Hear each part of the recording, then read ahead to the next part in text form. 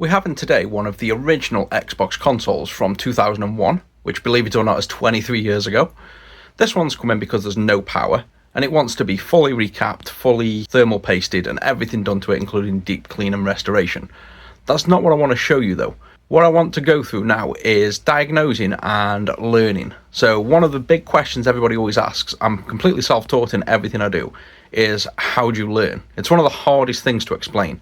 So I'm going to try and learn a bit more on the power circuit of the Xbox original to put on retro6.wiki, and I want you to learn with me on how I'm going to do this. We just take the lid off this. I've already stripped it down and got it ready, so everything's removed. We only need the power supply and board to diagnose this. The issue we're faced with at the minute is if we power up, the fan spins and then stops. So from that point onwards, I would suspect and start with replacing the power caps. But instead of just doing that, it's always good to have a way to diagnose and prove the problem first. These are things you learn from simple experience and doing many things over and over. Now I could go and replace these caps and the customer's paid for it, but instead I want to find a way to test and diagnose this circuit. One thing I did on the last repair was I noticed on here, this transistor should have, on the oscilloscope, this constant pulsing, and it's also fixed when it works. Now, the last one I did, where it turned out to be these power caps, this transistor pulsed, but it was not constant. This was all over the place and random.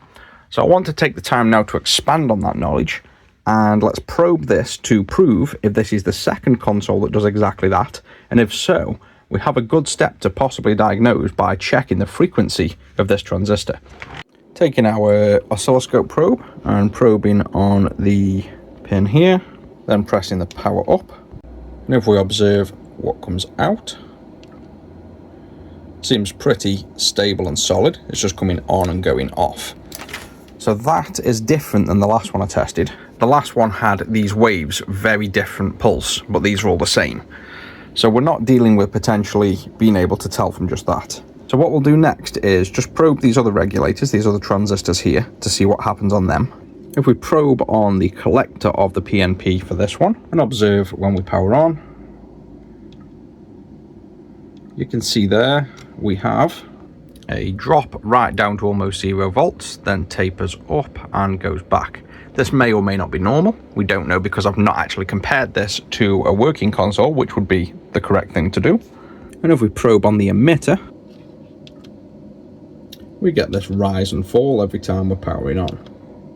And what we're trying to do is find somewhere obvious where there's a fault when we compare this to a working one. So I'm going to probe on this inductor here, and the input side here is the same as the transistor, but the output side here, if we turn on, you can see we get this pulse, which is measuring about 1.7 volts. So whether it's expecting this to rise more, and if it doesn't within what looks like 80 milliseconds, then it turns off. So the presumption we have so far is the SMC, which controls the power regulation side, is maybe inspecting this inductor for an output higher than that, or somewhere on the circuit is expecting a voltage rise, and turning off if it doesn't reach that. Let's go on that presumption, and let's just swap these caps and see if we can get it working. If we can't, we'll get a working board in and start doing some comparisons. And with the recap done, I think we've got to feed the pug. He's just brought us a gift. We can go then, sit down. Good boy. Yeah. Well, you know what that means. This is definitely going to work because we fed the pug. So let's just turn on first. And that fan doesn't sound healthy. But you can see we're booting. And there you go, the fan's kicked in now. So this fan needs swapping. Let's see what voltage we now get on the inductor. And we get about the same 1.8, slightly different, but I doubt it's enough to cause anything to stop. If we check the FET here, we get, well, the scope's not best for measuring this, it says 3.4. But if we use a multimeter, you can see we get 3.3 RMS. And on this other one, we get 2.7. So we didn't really learn much here.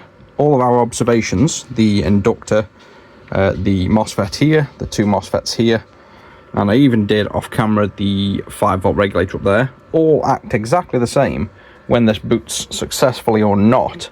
The only difference is it tried to turn on and turn off. So if I wanted to systematically learn something here to add to the wiki, I'd do this independently with a working console compared to a non-working before fixing this. But what I'm doing here is just gathering some information as I go through the day with general repairs. I'll do a little bit of research every repair and try to learn something new as I go. If we discovered anything new here, it would have ended up on the wiki and be more knowledge.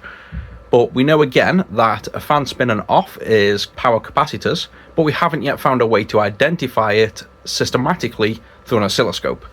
So we didn't really learn much here. We learned a little bit, but what we did is eliminate possibilities of things that won't appear different. Next time we come to repair one, we'll try something new and dig a little bit deeper as we go, maybe looking further at the SMC and some feedback voltages.